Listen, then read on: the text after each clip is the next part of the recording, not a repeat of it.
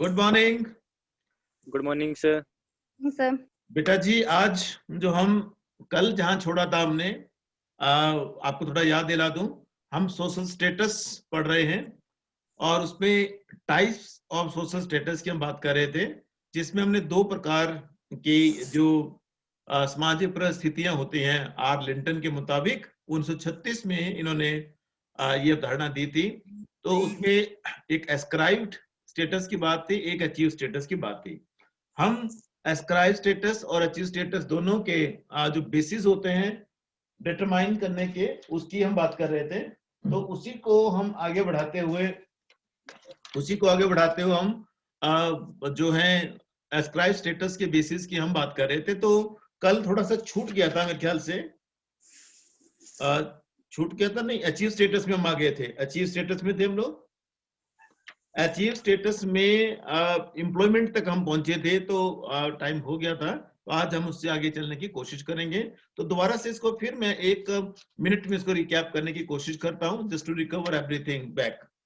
तो हम achieve status की बात हम लोग कल कर रहे थे, वहीं से उसको स्टार्ट करने की कोशिश करता हूं। अचीव स्टेटस वो स्टेटस होता है जो जन्म के बाद, जैसे हम जन्म लेते हैं तो उस समय जो हमें स्टेटस मिलता है उसे हम एस्क्राइब्ड बोलते हैं, प्रदत्त कहते हैं उसे। ये दूसरा जो है अचीव स्टेटस है, जिसे हम अर्जित कहते हैं। अर्जित माने जिसे हमने खुद अर्जित किया हो, हमने खुद उसको अचीव किया हो, अपनी स्किल के आधार पे, अपने एजुकेशन के आधार पे नौकरी लेना, कोई व्यवसाय ज्वाइन करना, उसको बढ़ाना, उसको बनाना। रादर कोई भी चीज हम अपने जन्म के बाद, जैसे हम मैच्योर होते हैं तो कोई भी चीज हमें मिलती है तो वो, और उसके आधार पे जो हमारा परिस्थिति बनती है, स्टेटस बनता है, उसे हम अचीव्ड स्टेटस कहते हैं। तो उसके हमने आधारों की बात की थी, हमने बात की थी अचीवमेंट की, हमने बात की थी कल्चरल कैपिटल की, हमने बात की थी ऑक्यूपेशन की, हमने बात की थी एजुकेशन की, हमने बात की थी एम्प्लॉयमेंट की, और हम बात कर रहे थे एक इनकम की, और skill and competition, adjustment to environment. ऐसी ऐसी जो बातें थी, 1-2 पॉइंट हमारे छूट गए थे, उनको सबसे पहले हम लेंगे, उसके बाद फिर हम आगे बढ़ेंगे। तो एम्प्लॉयमेंट में जैसे कल हम बात कर रहे थे कि एम्प्लॉयमेंट के आधार पे जो रोजगार मिलता है, उसके आधार पे रोजगार और बेरोजगारों के जो सोशल स्टेटस है उसमें फर्क होता है। बेरोजगारों को आज भी, आज के डेट में भी देखने की कोशिश करें तो यहाँ हमारे समाज में उन्हें एक, ये तो नहीं मुझे बोलना चाहिए कि निकम्मों की तरह देखा जाता है, परंतु एक अच्छी नजर से नहीं देखा जाता, जिस नजर से एक जो रोजगार वाले हैं उनको देखा जाता है। अगर व्यक्ति पढ़ा लिखा है, पढ़े लिखे होने के बावजूद भी अगर वो रोजगार में नहीं है, तो उसका जो सोशल स्टेटस है वो दूसरे व्यक्ति से की तुलना में वो कम रहता है। तो ये एम्प्लॉयमेंट जो है, और उसमें अगर थोड़ा सा देखने की हम कोशिश करें, गवर्नमेंट सेक्टर में अगर एम्प्लॉय है तो उसका अलग से स्टेटस है, और उस तरह से अगर कोई इंडस्ट्रियल सेक्टर में है, कॉर्पोरेट सेक्टर में है, तो उसका स्टेटस अलग तरह से है। कॉर्पोरेट सेक्टर में आपको पता है पैसा तो बहुत मिलता है, काम भी बहुत करवाते हैं, परंतु साथ में वो कब तक रहेगा वो कोई पता नहीं है। तो इसलिए गवर्नमेंट सेक्टर को ज्यादा सिक्योर माना जाता है, और इसलिए गवर्नमेंट सेक्टर में काम करने वाले लोगों को ज्यादा क्या बोलते हैं उसको, हार्ड वर्क भी ज्यादा नहीं करना पड़ता, और साथ में उनकी सिक्योरिटी भी जिंदगी भर के लिए रहती है। Once you become employ of state government और सेंट्रल गवर्नमेंट, तो शब्द यहाँ यूज किया जाता है चिमयाड़ी में कि सरकार का जुआई बन गया। तो सरकार का जो जुआई है वो जिंदगी भर सरकार के लिए काम करता है, और उसके एवज में उसको पैसे मिलते हैं, तनख्वाह मिलती है, और जिसकी वजह से अपने परिवार को वो चलाता है। तो उसका सोशल स्टेटस जो है वो उससे as compare to other person who are just less employed as compared to that person, number one. Number two, who are not employed yet and they are just trying to be employed, उनके मुकाबले में उनका जो status है that will be entirely different, वो पूरी तरह से उसका अलग होता है। तो ये बहुत बड़ा बेस है एम्प्लॉयमेंट भी अचीव स्टेटस को डिटरमाइन करने का, क्योंकि एम्प्लॉयमेंट जो है that is end result of any training और any skill which we are doing और इम्पार्टिंग और ट्राइंग टू डू। देन उसके बाद इनकम है। इनकम जो है वो भी सोशल स्टेटस का बहुत बड़ा सिंबल है। रादर सोशल स्टेटस का सिंबल बाय मीन कि हमारा जो सोशल स्टेटस है वो इनकम के बेस पर भी डिटरमाइन होता है। सपोज करिए कि if one person is earning 1 lakh rupees per month, and another person is earning 50,000 rupees per month, another person is earning 10,000 or 20,000 per month, there will be entire difference between these three people. तीन लोगों के status में जमीन आसमान का फर्क होगा। क्यों? क्योंकि एक लाख रुपए उसे दूसरे व्यक्ति को 1 लाख करने के लिए उसे 2 महीने की तनख्वाह चाहिए और तीसरे व्यक्ति को 5 महीने की तनख्वाह चाहिए। तो 5 महीने में पहली वाला वो कहां होगा और पीछे वाला कहां होगा? तो there is a big difference between these three people. तो इनकम के हिसाब से ही जो हमारा स्टेटस है वो डिटरमाइन होता है, और घर में सारी की सारी जो हाउस होल्ड एक्टिविटीज जितने भी हैं, हाउस होल्ड एक्टिविटी जितने भी है वो सारी इस तरह से डिटरमाइन होंगी। छोटा सा एग्जांपल आपको देने लगा हूं कि इससे इनकम के बेस पे क्या क्या होता है। छोटा सा example, I am not saying that I am saying it for my own सेक, मैं अपने लिए बात कर रहा हूं, ऐसा नहीं कह रहा हूं, मैं ओवरऑल बात कर रहा हूं। फिर भाई सपोज करिए सिंपल चीज देखिए कि अगर मेरी इनकम जो है 1 लाख रुपए है पर मंथ, तो मेरे पास जो फोन होगा वो भी कम से कम 40-50 हजार का होगा, नंबर 1। लैपटॉप जो मेरा होगा वो भी इतने का ही होगा। मेरे परिवार के साथ पास जो भी एमिनिटीज हैं, घर की जितने भी सुविधाएं हैं, चाहे वो कोई भी चीज है, कोई भी चीज है, गाड़ी से लेके घर के अंदर की चीजों तक, वो उसी लेवल की होंगी, उसी लेवल की होंगी। अगर इवन एनक भी है, यही एनक जो है वो 200 रुपए की 500 रुपए की भी आ सकती है, पर मैंने ये 2,500 की खरीदी हुई है।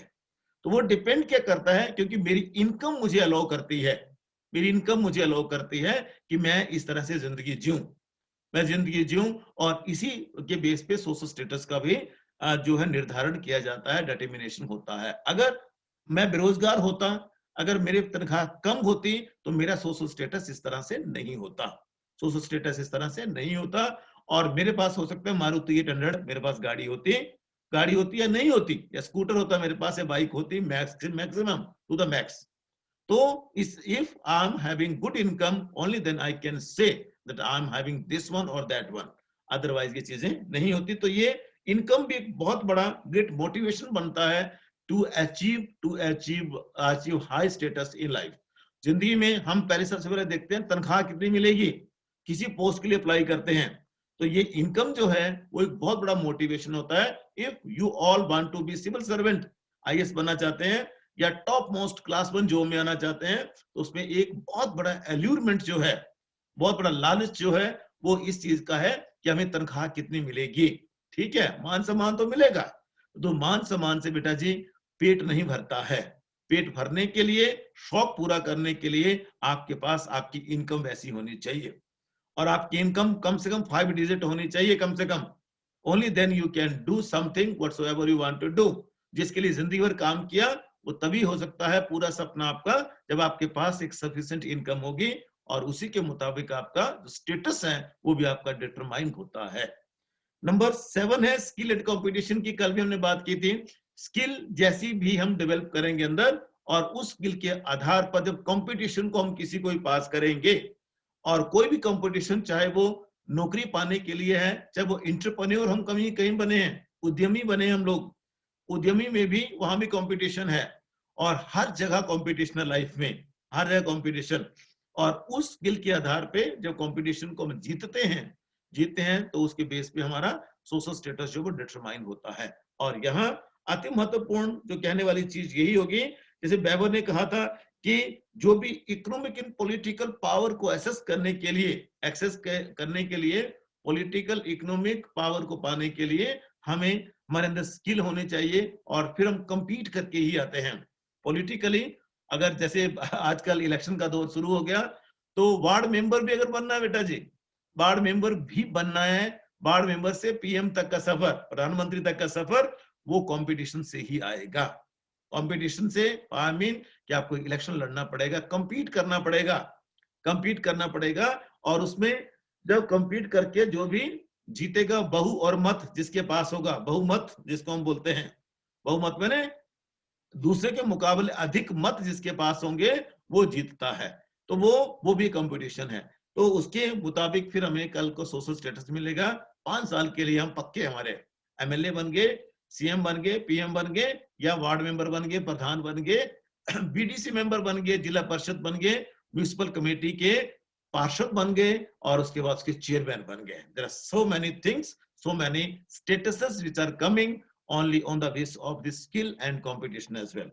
Then last one है adjustment to environment. कल भी हमने इसकी बात की थी, बदलते हुए पर्यावरण के साथ हम एडजस्टमेंट कैसे करते हैं वो बहुत मैटर करता है, और जब उसके साथ एडजस्टमेंट करेंगे only then we will be coping with many coming situation. और उसके मुताबिक मान लीजिए कि हम जैसे यहाँ के ठंड के क्षेत्र के रहने वाले हैं और गर्मी हम सहन नहीं कर सकते, और आपको बोला जाए कि आपको राजस्थान में यहाँ या गर्म इलाके मध्य प्रदेश में आपको मई जून महीने में जाके नौकरी करनी है 2 महीने के लिए, तो क्या आप जाओगे? आप बिल्कुल नहीं जाएंगे। क्यों? क्योंकि एडजस्टमेंट टू एनवायरनमेंट नहीं हो सकता।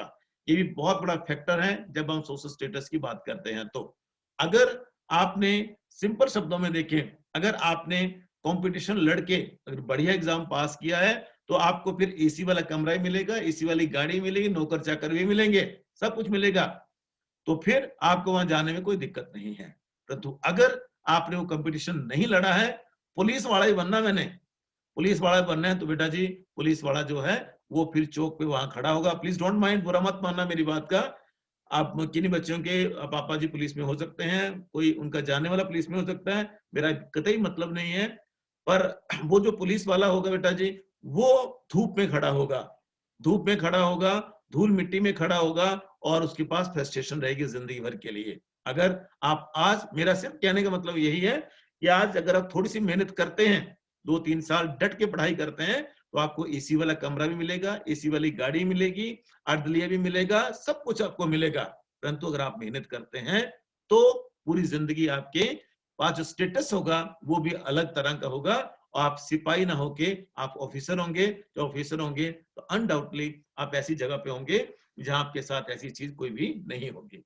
तो उस तरह से बहुत कम शब्दों में कह सकते हैं कि आज के समय में, आधुनिक काल में खास करके, जो अचीव स्टेटस है वो पहले भी था, परंतु आज के समय में ज्यादा अपॉर्चुनिटीज हमारे पास है, एमएनसीज हमारे पास है, इंडस्ट्रियल डेवलपमेंट हमारे पास है, ऑर्गेनाइजेशन हमारे पास है।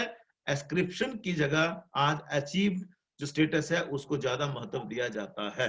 आज जन्म से हम जहां भी पैदा हुए हों, जैसे पैदा हुए हों, वो हमारी गलती नहीं है, वो हमारी ना खासियत है ना हमारी गलती है। अगर आप एक संपन्न परिवार में पैदा होगे तो आपकी इसमें कोई खासियत नहीं है, अगर आप गरीब परिवार में पैदा होगे तो उसमें आपकी कोई गलती नहीं है। आप एक संपन्न जाति में पैदा हो गए, या जिसको बोलते हैं प्रभुत्व जाति जो है, प्रभु जाति, उसमें पैदा हो गए, तो आपका उसमें कोई खासियत नहीं बेटा जी। और आप कहीं नीचे पैदा हो गए तो उसमें भी आपका कोई खासियत, रादर आपकी कोई उसमें वो नहीं, कमी नहीं है। तो सिर्फ कहने का मतलब मेरा ये है कि जहां भी हम पैदा हुए हों, उसके बाद हमने क्या किया, हमने अचीव क्या किया, दैट मैटर्स अ लॉट, वो बहुत ज्यादा मैटर करेगा। और जब वो हमने वो किया तो हमारी जो अचीवमेंट्स हैं उन सब का मैनिफेस्टेशन कैसे हो, उन अचीवमेंट्स को हम लोगों के सामने कैसे रखें और उसके आधार पे हम क्या करें, दैट मैटर्स अ लॉट। उसी के मुताबिक हमारी क्षमताएं विकसित होती हैं, और क्षमताओं के बाद जो है वो हमारा जो सामाजिक ताने बाने में हमारी जो पोजीशन है, हमारा जो स्टेटस है वो डिसाइड होता है, और समाज उसको एक्सेप्ट करता है, प्रूव करता है।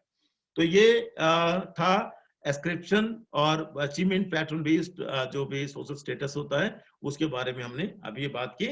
अब 3 शब्द यहाँ इसके साथ जुड़े हुए आप लोगों के दिमाग में शायद आ रहे होंगे, और वो 3 शब्द जो हैं वो मैं आपको यहाँ डिस्क्राइब करने की कोशिश करूंगा। किंग्सले डेविस ने एक किताब लिखी जिसका नाम है ह्यूमन सोसाइटी। 1949 में ये किताब पब्लिश हुई थी, 49, आज से करीब 70 साल पहले। तो उस किताब में भी कुछ एक 3 कंसेप्टों की उन्होंने बात की थी, और वो तीनों कंसेप्ट जो हैं वो स्टेटस से जुड़े हुए हैं। स्टेटस, ऑफिस शब्द, एक स्टेटस एंड ऑफिस शब्द के एक शब्द आएगा, ऑफिस किसे कहते हैं, और एक स्टेशन आएगा और एक स्टेटम आएगा। तो ये 3 शब्द हैं, बहुत इंपॉर्टेंट है, उसको थोड़ा सा मैं आपको क्लियर करने की कोशिश करता हूं।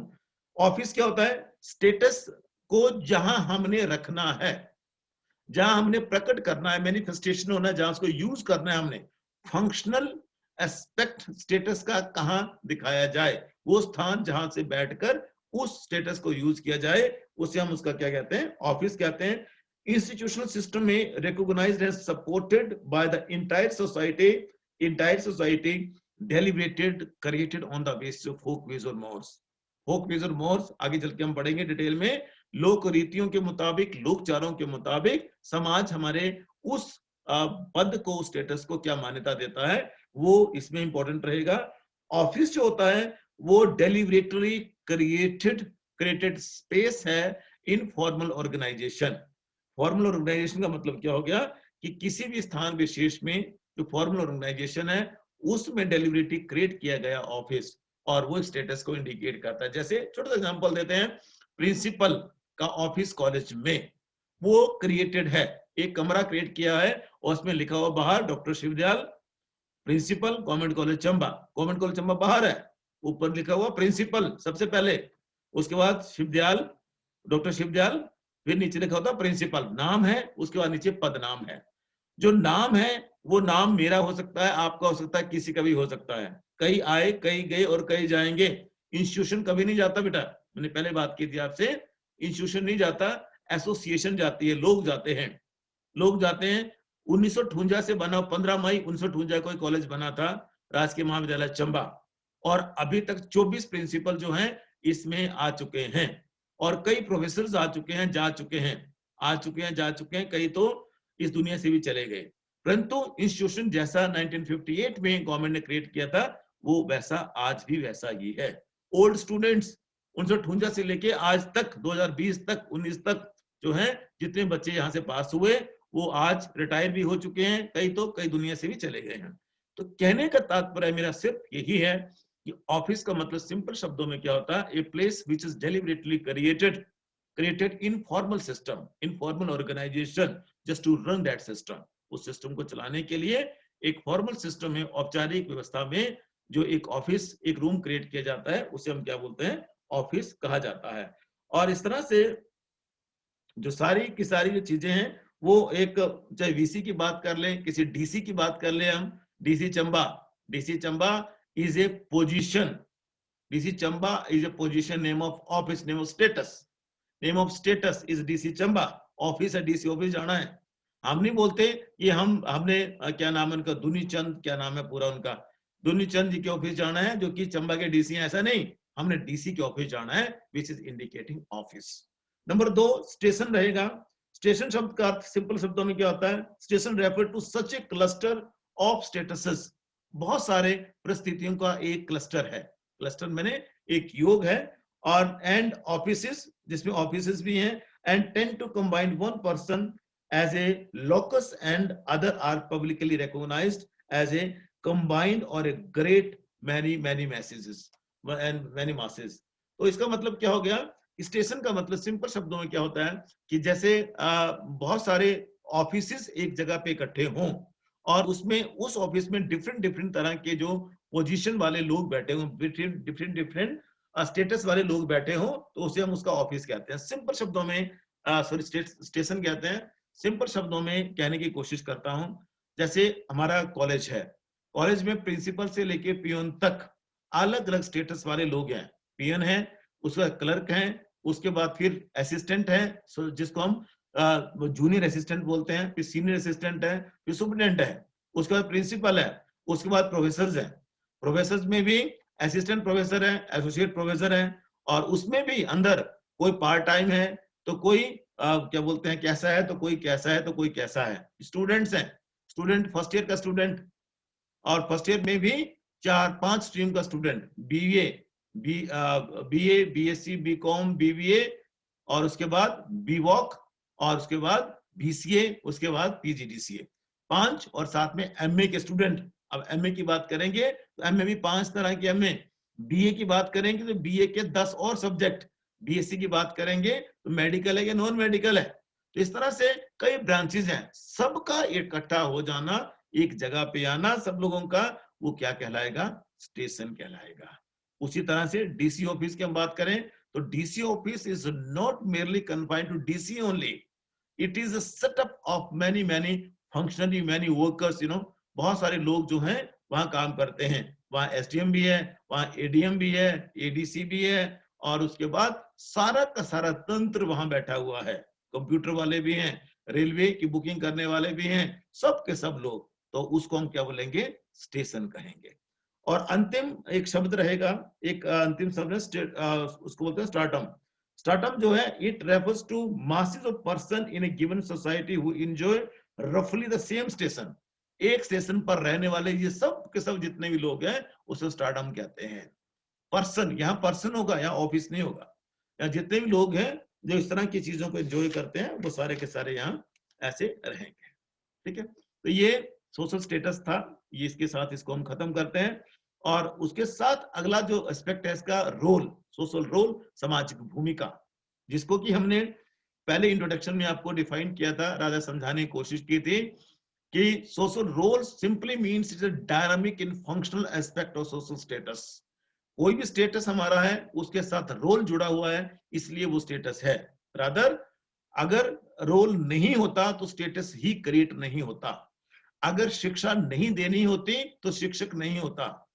शिक्षक तब है जब शिक्षक एक स्टेटस है, शिक्षक एक स्टेटस है। जब वो पढ़ाता है तो वो उसका रोल है, उसकी भूमिका है।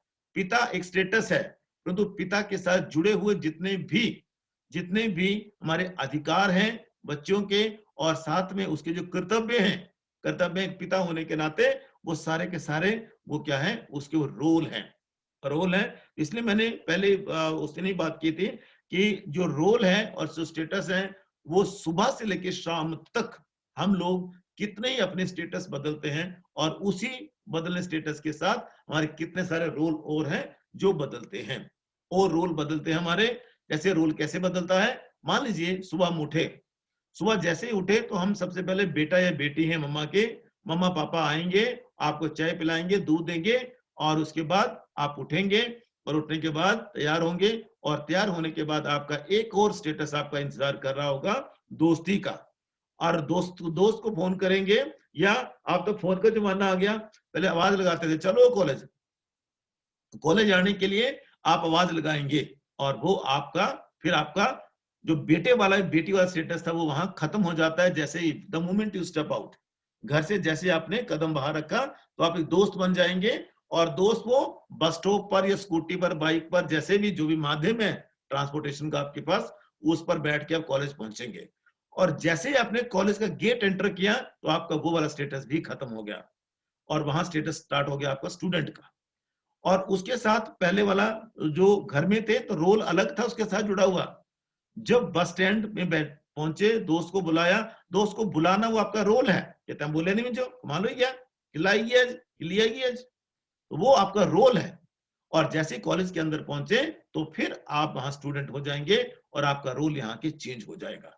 क्लास के अंदर पहुंचेंगे तो एक आज्ञाकारी बच्चा बनकर पहुंचेंगे, ऑफिस जाएंगे तो स्टूडेंट बन के जाएंगे, वहां भी रोल आपका चेंज है। और वहां से फिर निकले, शाम को फिर वही दोस्त मिलेंगे, और उसके बाद उनके साथ फिर घर पहुंचे, और घर पहुंचने के बाद फिर से जो है स्टेटस आपका चेंज हुआ। अब वहां आप जो है बेटा बेटी या भाई बहन है, बेटा बेटी है, या किसी की बूजी है, किसी की बासी है, किसी के चाचू है। तो इस तरह से एक व्यक्ति दिन में अगर गिनती करने लगे तो कम से कम नॉर्मल से नॉर्मल व्यक्ति भी 10 से 15 स्टेटस को रोज चेंज करता है। 10 से 15 स्टेटस रोज चेंज होते हैं, और उन्हीं के साथ जो है उनका रोल भी चेंज होता है, क्योंकि हर स्टेटस का अपना ही डिफरेंट रोल है, और उसी रोल की वजह से वो स्टेटस क्रिएट होता है। और जब वो रोल नहीं निभा पाता तो हम उसे रोल फेलियर बोलते हैं। जब दो दो रोल इकट्ठे हो जाते हैं उसको रोल कन्फ्लिक्ट बोलते हैं। आगे चल के हम इसको देखेंगे। तो वो सारे के सारा बहुत कम शब्दों में अगर हम कहने की कोशिश करें तो रोल जो है, these are expectations with the status one person is possessing. जो व्यक्ति उस स्टेटस को पोजेस करता है उसके साथ जुड़ी हुई कुछ अपेक्षाएं हैं, उन अपेक्षाओं को हम सामाजिक भूमिकाएं कहते हैं। Roles are nothing, these are social expectations from any status। किसी भी परिस्थिति से संबंधित जो भी सामाजिक अपेक्षाएं हैं उन्हें हम सामाजिक रोल कहते हैं। उम्मीद की जाती है कि बेटा जो है या बेटियां जो है वो इस स्थिति में ये भूमिकाओं को निभाए। और फिर वही बात है जो पहले मैंने बात की थी, एक्सपेक्टेड अलग होता है, फैक्चुअल अलग होता है, और इसीलिए दोनों के बीच में कॉन्फ्लिक्ट होता है। कॉन्फ्लिक्ट कहाँ होगा और कब होगा? जब आपसे अपेक्षा और की गई है और आप करते और हो। कॉलेज में आपको पढ़ने के लिए भेजा, परंतु कॉलेज में आपसे अपेक्षा थी कि आप पढ़ लिख कर एक अच्छे नागरिक बने, अच्छा बेटा बेटी बने, परंतु वहां पढ़ने के अलावा आपने सब कुछ किया पर पढ़ाई नहीं की, तो वो आपसे कभी एक्सपेक्टेड नहीं था। इसको हम बोलेंगे रोल फेलियर। रोल आपको जो मिला था, स्टेटस जो आपको दिया था, उसके साथ जुड़ा रोल भी था, उस रोल को आप निभाएंगे तो definitely you will be a success, कामयाब हो जाएंगे। नहीं तो फिर क्या हो जाएगा कि आप पूरी तरह से उस रोल को करने में फेल होंगे, तो वो रोल फेलियर कहलाया जाएगा। तो इस तरह से इसकी डेफिनेशन है 5-7, वो आपने देख लेनी है। 5-6 डेफिनेशन है, जो जो आपको अच्छी लगे उनको लेना है आपने। और बहुत कम शब्दों में हम ये कहेंगे कि जो ग्रुप से एक्सपेक्टेड बिहेवियर जो होता है और उसी के साथ स्टेटस जो जुड़ा होता है, स्टेटस के साथ जुड़ा हुआ जो एक्सपेक्टेड बिहेवियर है, उसे हम रोल कहते हैं। दोनों की दोनों जो अवधारणाएं हैं ये इकट्ठी चलती हैं, परंतु यहाँ हम सिर्फ और सिर्फ रोल की बात करेंगे।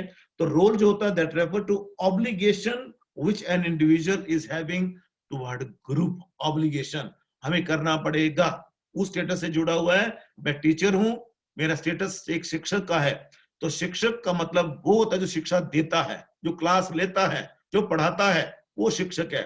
जो शिक्षक स्टेटस तो दे दिया गया, परंतु ना उसने क्लास ली, ना बच्चों को मोटिवेट किया, और साथ में ना ही बच्चों में कोई ऐसी खासियत पैदा की, ऐसा माहौल पैदा किया कि जिससे बच्चा सीख सके। हमारा बीइंग ए शिक्षक एक ही मकसद होता है, और वही हमारा रोल है कि ऐसा माहौल तैयार हो जिसमें बच्चा जो है क्लास लगाने के लिए आए और बच्चा सीखे, और जिससे बच्चे का जीवन बने, बच्चा अपना और अपने माँ बाप का नाम रोशन करे। कल हम इसके कैरेक्टरिस्टिक्स देखेंगे कि सामाजिक भूमिका की कैरेक्टरिस्टिक्स क्या होती हैं, खासियतें क्या होती हैं, और कल ही हम इसको खत्म भी कर देंगे। कल ये टॉपिक जो है वो खत्म हो जाएगा कि स्टेटस एंड रोल के बीच में अंतर को भी हम कल ही देख लेंगे।